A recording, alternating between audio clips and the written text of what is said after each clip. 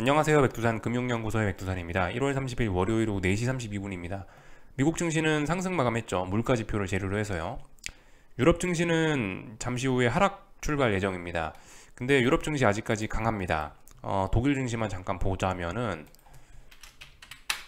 아직 쌍고점 가능성 있는 자리입니다. 쌍고점, 직전 고점, 여기 전 고점 넘어가야 더 추가 상승할 거 아니에요. 그죠? 아직 넘어가지는 않았다. 못 넘어가면은 또 꺾일 수도 있다. 이 자리가 붕괴되면은 하락 추세 전환이다. 이 정도 보시면 되겠습니다. 강하지만 어딘가지 못 넘어가고 있죠. 분위기가 조금 좀 이상한 거예요. 일단 멈춰 있습니다. 독일 증시도요. 이 정도 보시면 될 것 같고, 그 중국 증시는 지난주 연휴라서 쭉 쉬었는데 오늘 개장했는데 신기하게도 아무 일도 없습니다. 연휴 기간에 지난주에 워낙 전 세계 증시가 변동성이 좀 컸기 때문에 중국 증시도 좀 들썩들썩하지 않을까 했는데 너무나 차분하네요. 별일 없다, 이 정도 보시면 될 것 같고요. 한국 증시는 오늘 하락 마감하고 뭐 특별히 이상한 거 없습니다. 아직까지 세계 증시는 전반적으로 강하고 그 약간 오버슈팅기가 있게 상승하고 있다, 이런 이야기 드렸죠. 그것도 계속해서 지속이 되고 있습니다. 그래서 지금 굉장히 기술적으로 중요한 자리죠. 그죠? 하락 추세, 어떤 1년 반가량 지속되고 있는 장기 하락 추세가 극복될 랑말랑하는 그 첫 번째 자리이기도 하고, 단기적으로 봤을 때도 단기 오버슈팅, 최근에 너무 급등을 많이 했기 때문에 단기 오버슈팅에 대한 피로감을 이야기하면서 여기서 방향 전환을 이야기할 수 있는 그런 자리고, 그렇기 때문에 기술적으로 굉장히 중요한 자리입니다. 오래간만에 1년 동안 하락하던 거를 중요한 저항을 돌파한 척하고 지금 이러고 있기 때문에 상승 추세로 완전 전환도 가능하고, 여기서 이게 만약 지난 한 달간 오른 게 속임수였다면 이 피로감으로 인해서 대폭락 혹은 금융위기까지도 갈 수 있는 그런 위력을 가진 기술적으로는 매우 중요한 자리입니다.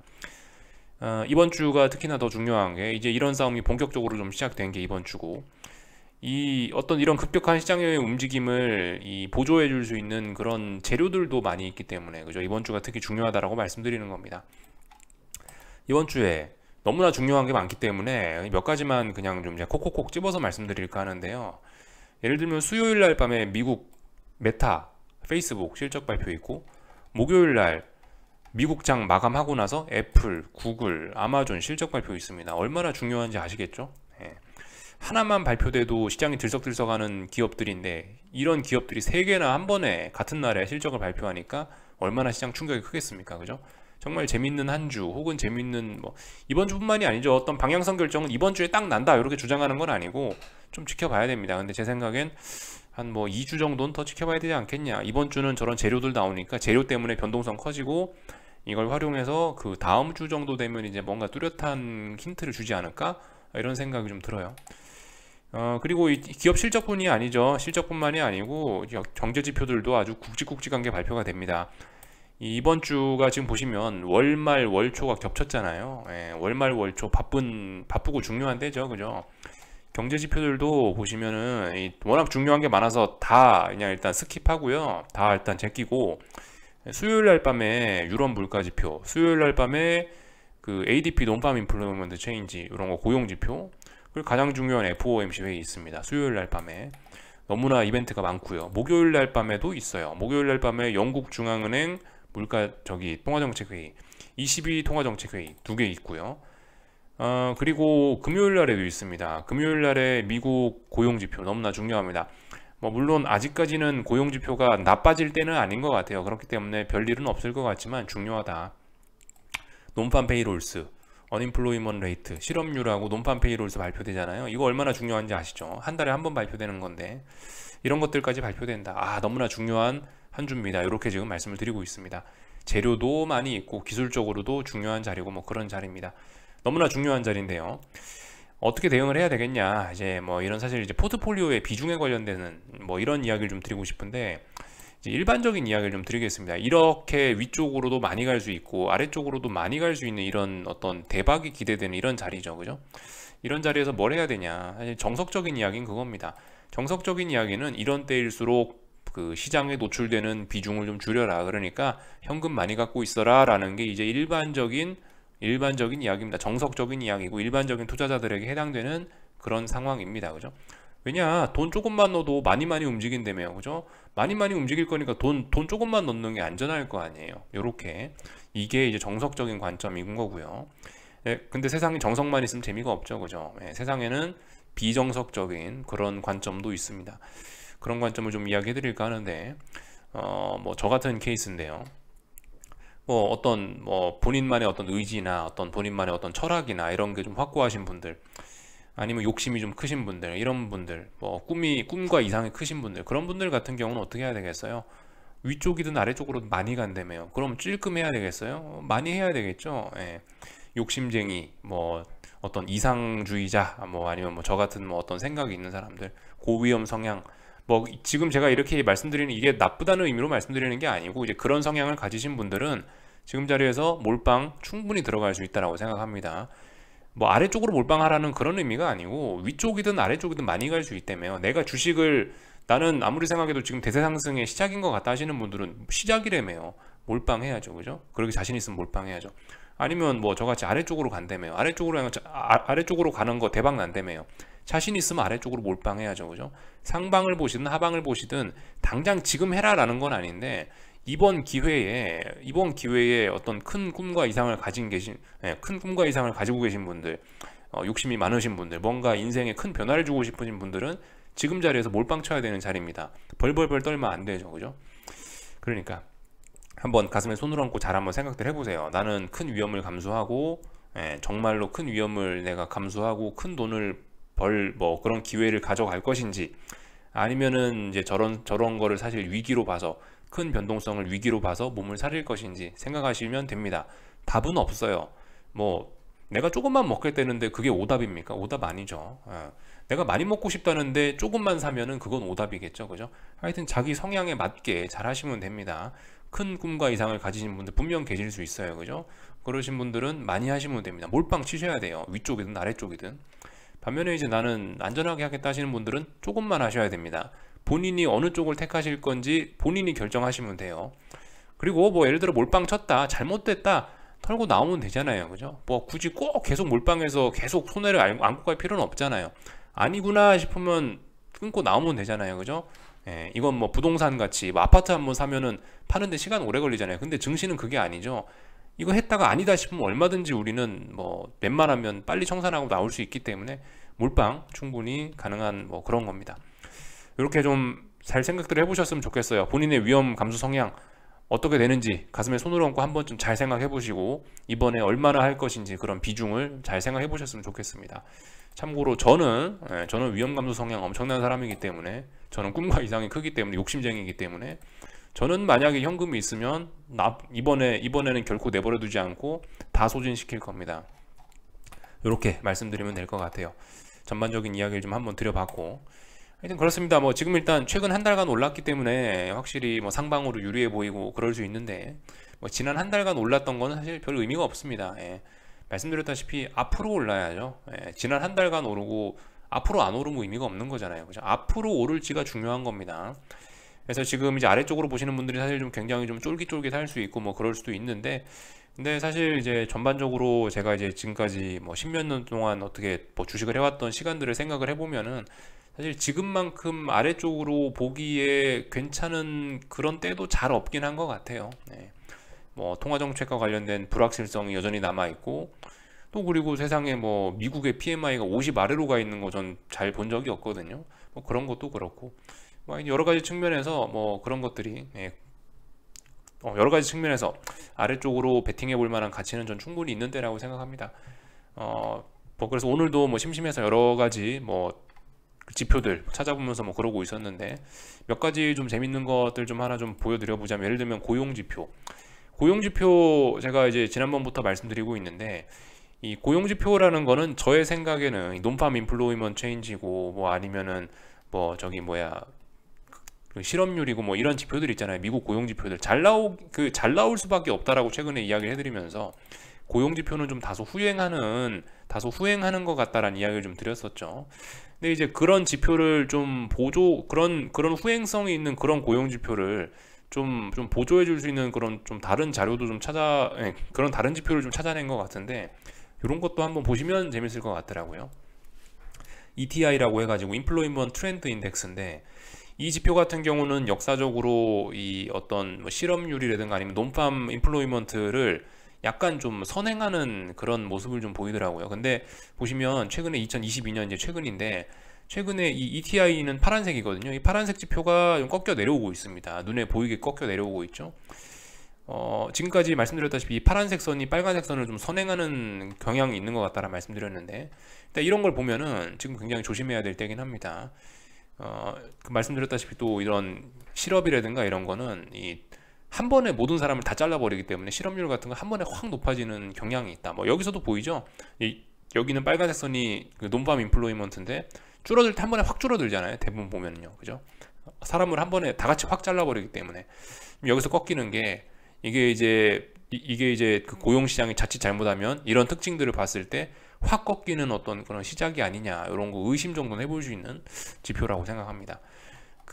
요게 이제 그 경향성이죠. 지난 74년부터 해갖고 이 ETI 지수와 논팜 인플로이먼트라는 이 지표의 어떤 경향성을 이제 쭉 보여주는 건데, 항상 보면은 그죠, 빨간색 선은 계속 더 올라가는 경향이 있습니다. 파란색 선이 살짝 꺾이는 때에도 계속 올라가다가 파란색 선 내려오면은 결과적으로 후행적으로 빨간색 선이 뒤따라서 내려오더라. 고용시장 이번에 파란색 선이 먼저 꺾이고 있는데, 이것도 역시 고용시장이 한번 크게 무너질 거라는 그런 신호가 아니냐, 의심 정도는 해볼 수 있는 거라는 거죠. 이런 거 베팅하면서, 그러니까 이런 지표를 보면서 아래쪽으로 크게도 베팅을 해볼 수 있는 거 아니냐, 뭐 이런 식으로. 뭐 물론 이것만 보고 베팅을 하는 건 아니고 다양한 이야기를 드렸지만은, 오늘 전 요거를 또 새로 봤는데 좀 괜찮은 아이디어인 것 같더라 싶어서 한번 보여드려 본 겁니다. ETI라는 지표가 슬슬 꺾이기 시작했다. 이제 앞으로 고용시장이 뭐 당장 이것 때문에 뭐 고용시장이 개박살 나지는 않더라도 최소한 이제 고용시장도 성장이 좀 둔화되고 있구나, 생각해 볼 수가 있겠죠. 이런 것들 지금까지 연준이 고용시장 하나 믿고 그렇게 금리 인상 빵빵 해왔는데, 이제 고용 지표가 슬슬 꺾이는 것 같은데 이제 이거 어떡할래? 뭐 이렇게 우리가 한번 질문해 볼 수 있는 거죠. 이 정도 볼 수 있을 것 같고요. 하나만 좀 더 보자면은 뭐 이런 것들을 볼 수 있겠네요. 나스닥 지수하고 마진댓이라는, 이거는 한국말로 해석하면 약간 신용잔고 정도로 해석할 수 있지 않을까 싶은데, 신용잔고 지표인데 보시면은 빨간색 선이 신용잔고고요, 이 초록색 선이 나스닥입니다. 근데 보시면 상당히 연관성이 있죠. 빨간색 선하고 이 파란색 선하고 거의 상관관계가 한 80% 넘는 것 같습니다. 두 개가 밀접하게 똑같이 움직이는데 최근에 큰 변화가 나타났단 말이죠. 웬일로 이 둘이 원래 평상시에는 동행하는 지표인데 웬일로 크게 지금 방향이 갈리지 않았습니까? 이 마진댓, 그러니까 신용잔고가 뚝 떨어지고, 근데 증시는 크게 오르고, 완전히 방향성이 틀어졌죠. 물론 이제 이걸 가지고 제가 이제 증시가 대폭락할 거야라고 이야기하는 건 아닌데, 이걸 보고 이야기할 수 있는 건 위쪽으로도 아래쪽으로도 크게 갈 수 있다라고 이야기할 수 있는 근거 정도 되는 것 같아요. 가장 객관적으로 보자면요. 그러니까 이 빨간색 선이 잘못됐으면 빨간색 선이 올라오면서 증시가 더 오를 수 있다. 그러니까 뭐다? 대대상승의 근거로 제시할 수도 있는 거고, 아니면은 여기는 빨간색 선이 맞았다, 그래서 결과적으로 초록색 선 증시가 한참 내려와야 된다라고 주장할 수도 있는 거고, 이건 이제 상방론이냐 하방론이냐 관점에 따라 보는 게 뭐 해석이 달라질 수 있는데, 어쨌든 간 지금 이 지표가 보여주는 거는 뭐냐, 위쪽이든 아래쪽으로든 크게 갈 수 있다라는 걸 보여주는 그런 좋은 지표인 것 같습니다. 지금 상승이 뭔가 좀 평상시와 다르고 좀 이상하다라는 거를 보여주는 대표적인 어떤 그런 좀 의미 있는 지표가 아닌가 싶어서 여러분들 이거 보시면서 생각 한번 해보시라고 갖고 나왔어요. 정답은 아직 알 수가 없고요. 시간 지나야 알 수 있는 거고, 과연 뭘까? 빨간색 선이 속임수일까? 아니면 초록색 선이 속임수일까? 한번 여러분들 각자 상상의 나래를 펼쳐보시면 좋을 것 같아요. 뭐 이런 점들 보면서 일단 다양한 생각들 해보시면 좋을 것 같아요. 그래서 몇 가지 좀 제가 오늘 보면서 좀 재밌다 싶은 지표들 좀 같이 공유를 좀 몇 개 해봤고, 한국 증시 이야기 뭐 간단하게 하고 마치겠습니다. 한국 증시는 일단 오늘 하락 마감했는데요. 이건 아직까지 상승 중 눌림으로 보는 게 맞다라고 봅니다. 제가 생각하는 이제 진짜 중요한 라인은 여기죠. 네. 일단 진짜 중요한 라인은 321, 요날 시가를 중요하게 보겠습니다. 1월 25일 날의 시가는 절대 붕괴시키면 안 됩니다. 상승할 거면은 저 자리는 붕괴되면 안 된다라고 봐요. 이 자리가 진짜 중요하다라고 생각하고요. 321, 이 자리가 붕괴되면은 전 일단 하락 추세 전환으로 이야기하겠습니다. 이 자리 붕괴되기 전까지는 그냥 상승 중 눌림이고요. 다만 일단은 뭔가 오래간만에 굵직한 장대 음봉이 나오고 그리고 전일의 상승을 완전히 되돌리고 뭐 이런 모습들이 나타났기 때문에 일단 뭐 내가 어떤 그죠 큰 꿈과 이상이 있다라고 표현을 했는데, 내가 만약 그런 데 해당하는 분이라면은 아래쪽으로 베팅할 수 있는 일단 작은 근거는 나타난 셈입니다. 그죠? 작은 근거 나타난 거예요. 작은 근거. 지금 이 상황에서는 이거 눌림으로 인해서 진짜 강력한 오버슈팅, 막 진짜 하루에 10포인트 오르는 그런 일도 발생할 수 있는 거예요. 이게 하락 전환의 신호탄일지, 더 큰 대폭등을, 더 큰 오버슈팅, 더 큰 대폭등을 만들어낼지는 아직은 알 수 없는 겁니다. 지금은 그냥 일단 눌림으로만 보는 게 딱 맞긴 맞고요. 지금은 이게 더 폭등하기 위해서 하락했다라고 보는 게 일단 아직까지는 맞을 것 같고, 근데 뭐 말씀드렸다시피 이게 아래쪽으로 베팅할 수 있는 작은 근거는 될 수 있다고요. 그죠? 어디까지? 328.9? 329라고 하겠습니다. 329 넘기 전까지는 아래쪽으로 볼 수 있는 자그마한 근거 정도는 생긴 거라고요. 그죠? 그러니까 하락 추세 전환되려면 320일 붕괴돼야 됩니다. 320일 지키면은 저는 아무리 하락해도 별 의미가 없다라고 이야기할게요. 이 정도를 말씀드리면 될 것 같고, 그래도 뭐 오늘의 하락이 의미가 없는 건 아닙니다. 예, 오늘의 하락으로 인해서 예를 들면 변동성 지수들이 결과적으로 17일 자리를 계속 지키고 있다는 점, 이런 거는 좀 고무적인 점, 아래쪽을 보시는 분들께 굉장히 좀 긍정적인 점이라 볼 수가 있겠고요. 풋옵션 같은 경우도 뭐 약간 오버슈팅으로 인한, 오버슈팅이 아니라 언더슈팅으로 인한 뭐 추세 전환을 시도하는 첫 번째 사례인가 정도로 이렇게 뭐 의심 정도는 해볼 수 있는 뭐 그 정도 의미는 가진다고 봅니다. 풋옵션들도 사실 좀 최근에 과하게 죽은 측면이 있긴 있거든요. 콜이 좀 너무 좀 오버슈팅 하기도 했고, 예. 그래서 뭐 옵션 쪽에서 보나 뭐 변동성 지수 쪽에서 보나 이런 측면에서 보면은 뭐 다소 좀 그냥 저걸 조정으로 보기는 조금 좀 의심스러운 냄새도 있긴 있습니다. 근데 아무튼 그래봐야 아직까지는 상승 중 조정에 불과하다고 봅니다. 하락해야 될 적당한 때에 하락을 해주긴 했는데, 네, 아직까지는 눌림의 의미로만 보겠습니다. 뭐 원달러 환율도 특별한 변화 없습니다. 그죠? 그래서 그냥 패스하고 넘어가고요. 일단 지금은 그래도 계속해서 좀 지켜볼 때다 싶습니다. 뭐 말씀드렸다시피 자신 있으신 분들은 자그마한 근거가 나왔다, 하락 베팅할 수 있는 자그마한 근거가 나왔다, 이 정도로 말씀드릴 수 있겠고, 이런 음봉 보면서 뭐 예를 들어서 저 밑에서 주식 잡으셨던 분은 최소한 비중 축소 조금 정도는 뭐 고려해 볼 수 있는 그런 상황이라고 생각됩니다. 예, 이 정도 말씀드리면 한국 증시 된 것 같아요. 코스닥은 약합니다. 1030이란 자리를 3거래일 동안 넘지 못하고 이러고 있기 때문에 이제 뭔가 기준은 생긴 거죠. 아래쪽으로 볼 수 있는, 이거는 작은 근거는 아니고 좀 큰 근거라고 생각합니다. 1030짜리 넘지 못하면 계속해서 반등시 매도 전략으로 접근해 볼 수 있다, 이런 이야기 드릴 수가 있겠습니다. 코스닥은 아직까지 하락 추세예요. 아직까지 뭐 지난번 직전 고점을 넘지도 못했고, 코스닥 시장은 별 고민이 없다라고 보시면 되겠습니다. 이건 뭐 상승 추세 전환 이런 것도 아니에요. 그러니까 일단 1030이란 기준이 보였네, 하자, 이렇게 하시면 되겠습니다. 아래쪽으로 보자 생각하시면 되겠습니다. 지금 상승을 보시는 분들이 코스닥을 사면 안 되는 거죠. 그죠? 지금은 코스피가 지금은 코스피가 상승 전환된 거고, 코스피가 강하니까 강한 놈을 사야 되는 거지, 코스피가 전환됐으니까 코스닥을 산다, 이거는 아닙니다. 그죠? 그거는 좀 다소 비정석적인, 뭐 못한다 그건 아닌데 뭐 좀 정석적이지는 않은 그런 이야기입니다. 이 정도 이야기 해드리면 될 것 같고요. 삼성전자도 아직 뭐 일단 딱 중요한 라인에 턱걸이해서 뭐 딱히 할 말 없습니다. 아직까지는 단기 급등에 따른 피로 감소와 눌림 정도로 보겠습니다. 미국 증시 오늘 밤에 뭐 하겠습니까? 오늘 밤에 여기 있는 위쪽에 뭐 저항 테스트 뭐 이런 거 하겠죠, 그죠? 일단 S&P 4120이라는 자리 중요한 마디 가격이기 때문에 뭐 이쪽 자리 저항 테스트 할 수 있겠구나, 뭐 이 정도 생각하시면 되겠고, 나스닥도 뭐 위쪽에 저항, 그죠? 위쪽에 이제 저항이 없어요. 얘는 일단은 뭐 당장 눈앞엔 저항이 없고 일단 12,610까지 열린 겁니다. 목표치는요. 그리고 나스닥은 상승 추세 이미 전환된 거고요. 일단 더 올라갈 수 있다라고 보는 게 맞긴 맞습니다.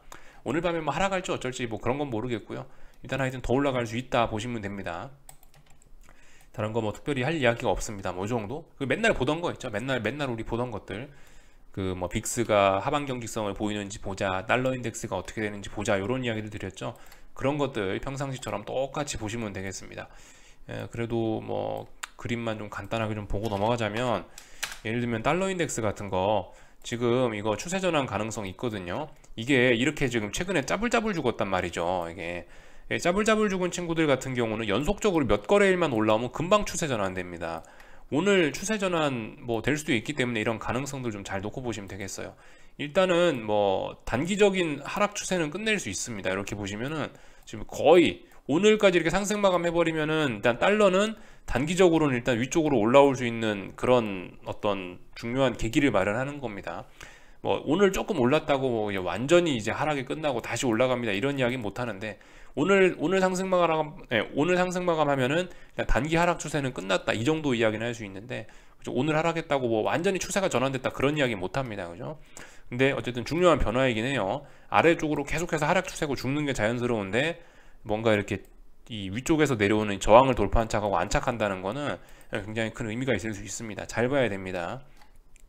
이 정도 보시면 될 것 같고요. 뭐 금리들 같은 경우, 그죠? 이 채권 투자 적기라고 말씀을 드렸는데, 지금 어떤 중요한 저항 뭐 이런 자리들이 있어가지고, 참 중요한 뭐 지지선 이런 자리들이 있어갖고 채권 투자하신 분들 아직은 안심할 수는 없는 단계다. 이 정도 말씀드리고 있고요.